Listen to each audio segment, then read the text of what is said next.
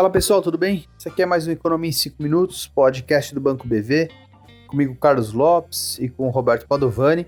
E essa semana a gente vai discutir as últimas medidas do governo para reduzir preço de combustíveis e preço de outros itens através aí de desonerações tributárias, para que isso atinja o mais rápido possível a inflação e ajude tanto a renda do consumidor, mas também a popularidade do próprio governo. Então, para contextualizar, primeiro a gente teve o governo propondo o PLP 18, que é uma lei que limita ali em 17% o ICMS cobrado em diversos itens considerados essenciais, incluindo os combustíveis.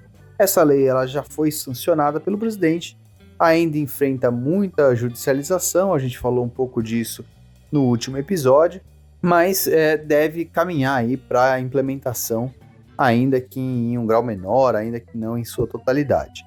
Além disso, a gente tem também a PEC dos combustíveis. A PEC dos combustíveis, ela anteriormente previa que o ICMS poderia ser reduzido a 0%, e essa diferença entre os 17 determinados pelo PLP 18 e o 0% seria subsidiado pelo governo. Isso geraria um custo expressivo de dezenas aí de bilhões do governo e enfrentava alguma dificuldade. O governo então resolveu substituir essa proposta de redução a zero do ICMS por outras medidas, incluindo aí um aumento do Auxílio Brasil, né, um aumento do programa no valor médio de R$ 400 para R$ 600, além de uma série de outros benefícios que estão sendo cogitados, como voucher para caminhoneiro, Vale Gás, entre outras medidas, utilizando o valor que antes seria usado para subsidiar o ICMS, agora direcionando ele, ou melhor direcionando até, para o Auxílio Brasil e para essa série de subsídios. Agora, com essa mudança, a gente tem implicações diferentes sobre o cenário de inflação e sobre o cenário de crescimento, e é isso que o Padov vai falar para a gente. Carlão, a nossa vida não é fácil, né? A gente tem que entender qual que é a dinâmica de inflação e juros no mundo para tentar, a partir daí, estimar crescimento global e o impulso externo que a economia brasileira pode receber.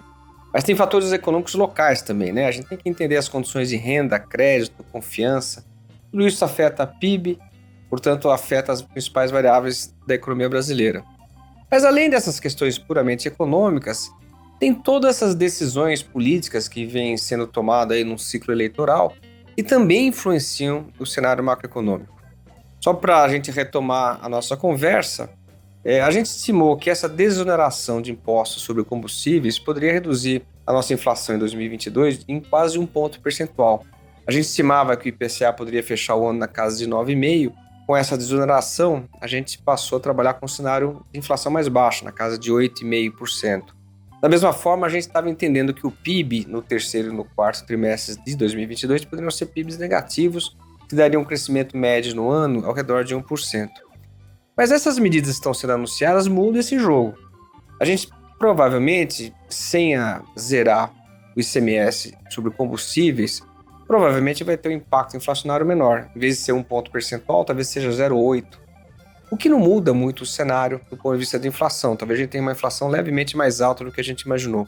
Mas certamente esse gasto fiscal adicional vai dar um impulso para o crescimento econômico. E aí isso pode fazer a diferença no terceiro trimestre. A gente estava com um PIB levemente negativo no terceiro tri. Com esse impulso fiscal, a gente pode ter um PIB ou próximo de zero ou levemente positivo, o que muda a cara de crescimento para o ano. A gente pode estar falando de um PIB mais próximo de 1,5% de crescimento em 2022. Portanto, essas variáveis macroeconômicas, elas importam, mas o que a gente tem visto é que as decisões de política têm sido muito relevantes para entender os rumos da economia brasileira nos próximos trimestres. A conclusão que a gente chega com todas essas mudanças, o PLP, PEC, é de que provavelmente você vai conseguir ter um impacto mais rápido sobre a economia brasileira, atender um pouco melhor as pessoas que necessitam de fato, né, um gasto mais direcionado, portanto com ganhos eleitorais, sem muito custo adicional em termos de inflação. A inflação deve ser um pouco mais alta, mas a gente deve ter, em compensação, um ganho maior em PIB no curto prazo. Portanto, medidas que afetam o cenário econômico. Essa história nos falamos na próxima semana. Até lá!